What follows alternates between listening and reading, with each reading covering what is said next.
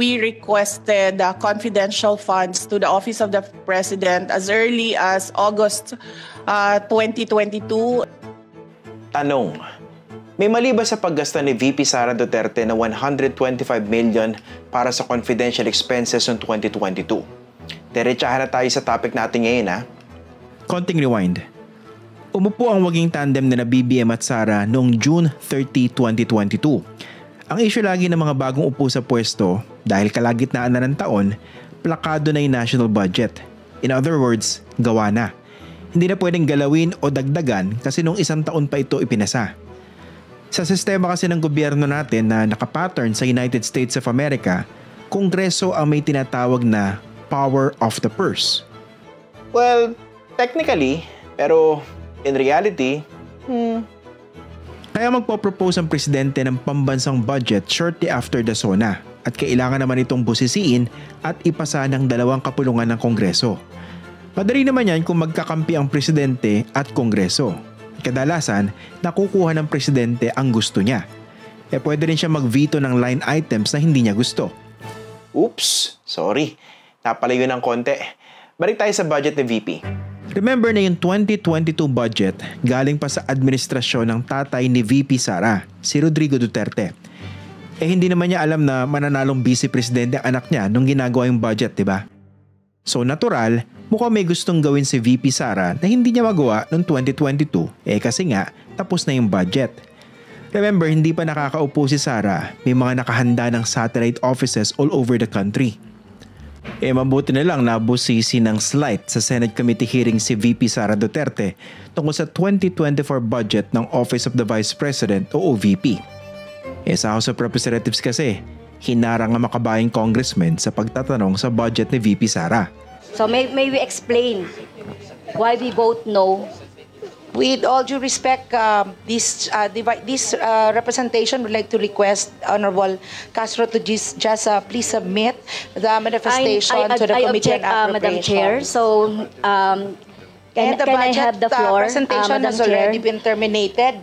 So, we would like to request so, Madam Chair, hindi Her natin Honor ito to submit the inaasahan. presentation. Madam Chair, yung ganitong And once again, proceedings. this budget briefing is At meron suspended. po tayong Tradisyon daw ito sa Kongreso, yung tinatawag na parliamentary courtesy sa isang co-equal branch of government. In line with the long-standing tradition of giving the Office of the Vice President parliamentary courtesy, I move to terminate the budget of the Office of the Vice President. I object, We have a Madam motion, Chair. duly seconded. Naungkat ni Senator Coco Pimentel yung hindi maitanong ng Makabayan Bloc. My only problem is it's a legal question. For the year 2022, there was no line item for confidential funds or expenses for the OVP.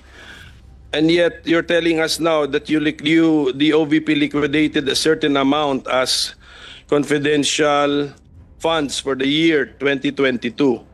Remember, nung ipinasa ang budget for last year, si Lenny pa ang VP. At nung ka na binigyan ng ganyang kalaking pondo si Robredo, kalaban sa politika So ito na nga, sa tanong ni Senator Coco, That is correct. We requested confidential funds to the Office of the President as early as August 2022, and we were only granted the confidential funds on December 2022. Actually, 221.42 million pesos ang total na na-release o na-transfer na pondo sa OVP.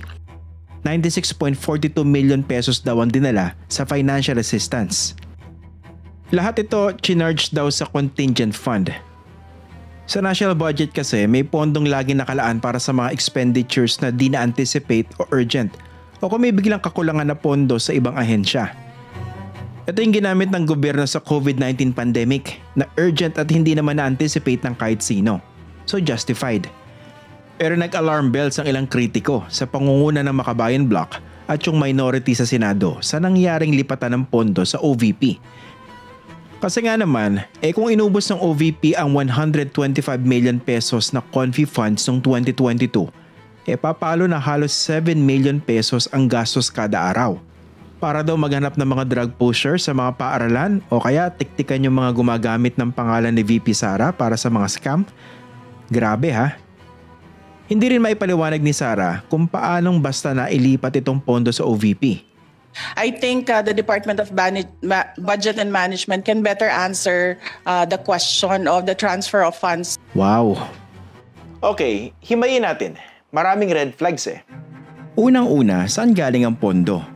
Kung galing ito sa Office of the President o iba pang departamento tapos inilipat sa OVP, may basehan ba ito sa mga budget regulations ng gobyerno?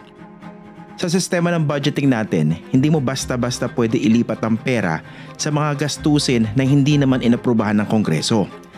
Sabi sa 1987 Constitution, no money shall be paid out of the Treasury except in pursuance of an appropriation made by law. Kinote pa yan ng Executive Secretary ng BBM, si Lucas Bersamin, nung nasa Supreme Court pa siya, at isinulat niya yung desisyon sa kaso ng Araulo versus Aquino tungkol sa paggasta ng budget noong Aquino administration. Sa kaso na yun, sinabi ni Bersamin na bawal ang pagpondo sa projects, activities, and programs not covered by any appropriation in the General Appropriations Act. Kahit pa maganda ang hangarin mo o ginasta mo ito para sa publiko, bawal na bawal kasi yan sa mismong konstitusyon. Walang confidential expenses na inilagay ang Kongreso sa OVP budget noong 2022 ha. As in, nada. Zilch. Zero.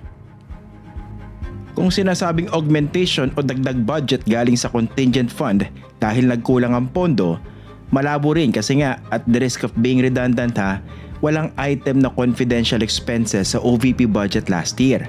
At kahit pa for the sake of argument ay mayroong confidential expenses, hindi pa rin pwedeng augmentation kasi dapat mayroong specific na item na paglilipatan sa budget ng OVP.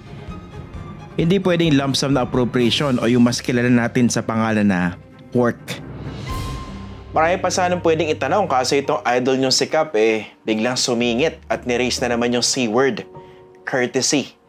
Traditionally, with due respect and courtesy to the second highest leader of our country, when the budget of the Office of the Vice President is tackled here in the committee, the deliberations are terminated after a few pleasantries. Pangit na tradisyon to kasi pwedeng itago ang katiwalian in the name of parliamentary courtesy at isa pang C-word, confidential. Nawawala yung checks and balances na konstitusyon mismo ang may gusto. Kaya nga may kongreso para tingnan kung may umaabuso o naglulustay ng pondo sa executive branch and vice versa. Baka ninanakawan ka na, maninikluhod ka at igagalang mo pa.